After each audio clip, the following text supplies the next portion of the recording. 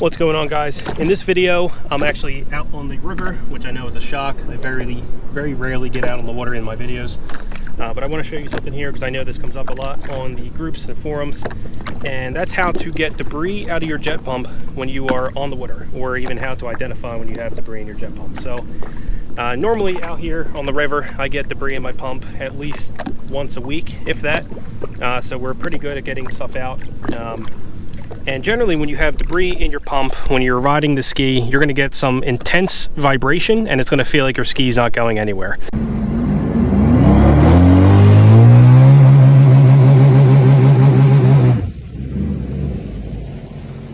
The whole body of the ski is going to shake depending on the RPM. So of course, the more gas you give, the more intense the vibrations get, and it can throw you off. It can make you think that there's something going on with like a drive shaft, or there's a major mechanical problem or whatever, but that's not what it is. It's most likely just going to be debris in your jet pump.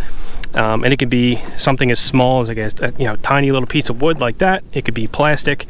It could be a bag. It could be pretty much anything that's disturbing the water flow from the intake grate out through the back. So there's a few things you can do on the water. Now I want to preface this by saying this will not work all the time. This probably works 90% of the time. There's a few different tricks I'm going to show you, but for the 10% of the time it doesn't help. You're obviously going to have to get towed back or find a shoreline or a beach to kind of tilt your ski enough that you can see what's blocking it. Now if you're sucking up seaweed or something like that, that's going to be a different case. This will not work. This is only for basically debris that's floating on the water, bottle caps, plastic things, chip bags, things like that, which will help you get it out. So, and of course, if it doesn't work, it's at least worth trying. So the very first thing is to try to crank the ski in drown mode, and that's basically just when you squeeze the throttle all the way and crank the engine at the same time. So I'm going to find somewhere to put the camera so I can show you what that looks like. But normally what happens is when you have debris in the pump, that debris is being held in place by the flow or the pressure of the water. So if you crank it in drown mode, sometimes those oscillations of the impeller are just enough to kind of get that debris to run free. So to crank in drown mode, all we're going to do is go ahead and squeeze the throttle all the way and then press the start button. We'll do this for a couple seconds. Let go, give it a second. Same thing, squeeze the throttle. And we let go. Do that 2 to 3 times, and then we're just going to drive the ski and see if the vibrations are still there or not. If they're not, you dislodge the debris, you're good to go. If the debris is still there, you have to move on to the next trick. The next thing you can do is to try to find choppy water, or basically anywhere where you can jump the ski partially, just to get the bottom of the ski out of the water. You want that jet pump to get exposed to air. As long as it's outside of the water and you get air through the pump, it's most likely going to be enough to dislodge the debris. So in my case, that's not a very strong possibility because it's pretty calm out here, surprisingly, considering the wind and everything. But if we were riding with a group of friends, sometimes we can have each other, passing in front of us to create wake and turbulence, and then we would take this ski and just bounce it over those waves, just enough to get that jet pump open to the air. In a case where that's not going to work, or if that doesn't work, you tried it, the next step is we're basically going to partially sink. I don't want to say sink, but we're going to lean the ski as hard as we can.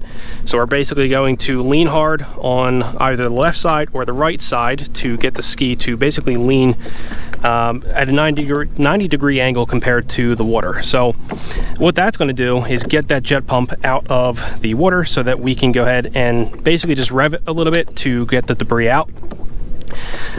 Conveniently, earlier I did not have debris in my jet pump when I was starting this video. I was just going to pretend I did, but now I actually do have debris in my jet pump. So I'm going to show you this trick and we'll see how that works. So basically what we're going to do is start the ski, and I'm going to stand on this side over here, and I'll use the Insta 360 to get a better view of this so you can see what I'm doing. But basically just going to lean as hard as I can on this side to get the ski basically like that. We don't want to do this for a long period of time, by the way, because obviously these skis are not designed to run sideways, but you will certainly not harm anything doing it this way. I've been doing it this way for many years, and it pretty much works every single time. So I'm going to switch over to the other camera and I'll show you what that looks like.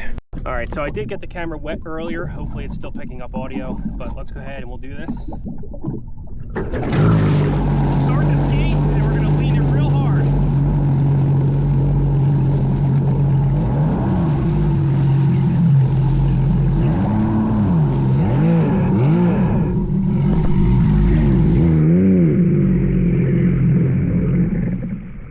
And I don't know if you heard that, but the jet pump was definitely out of the water. The exhaust was out of the water, so it got real loud. And I was actually able to feel the debris get shot out. In fact, it's actually floating over there. Looks like a little styrofoam or something. So that's pretty much it. You certainly do not want to bang the rev limiter when you are doing that. Remember, the pump is fully unloaded. There's no load on it, so it will rev fairly easily. But when you do that, it pretty much shoots the debris out every single time. I've never had it not work. And that's pretty much it. So that's it for dislodging debris on the water. I don't know how long this video is, but I figured since I'm out here, I might as well make a video for it since it does come up a lot. But if you guys have any techniques that work for you, please let me know. Or if you have any questions about what I did here, of course, just leave a comment and I'll get back to you as soon as I can.